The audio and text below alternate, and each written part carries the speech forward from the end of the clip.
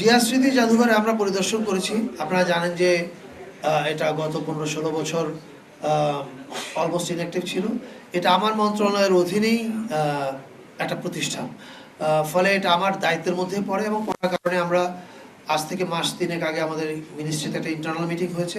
সেই মিটিংয়ে প্রথম যে কাজটা করি আমরা, এটার যে বরাদ্দ ছিল সেটাকে আমরা দ্বিগুণ করি।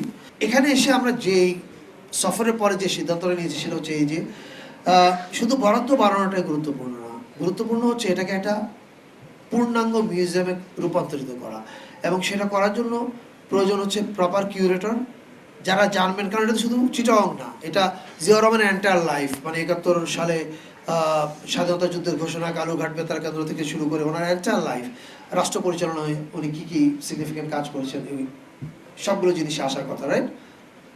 তো এই জিনিসগুলো কিভাবে প্রপারলি অডিয়েন্সের কাছে প্রেজেন্ট করা যায়, এটার জন্য একটা কিউরেশন টিম লাগবে। সেই টিমটা আমরা তৈরি করছি।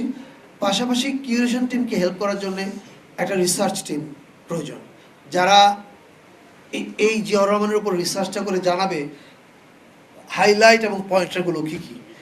এটা আশা করি আমরা আগামী মাসখানেকের মধ্যে করতে পারবো।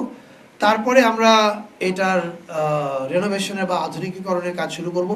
এটা যতদিন লাগে আমি এখন এই মুহূর্তে আমার পক্ষে প্রেডিক্ট করা মুশকিল, কারণ এটা নির্ভর করবে কিউরেটর এবং রিসার্চারদের সবার উপরে। কিন্তু এই কাজটা আমরা উই হ্যাভ টেকেন আপ, এই কাজটা আমরা হাতে নিয়েছি, কাজটা শুরু হবে।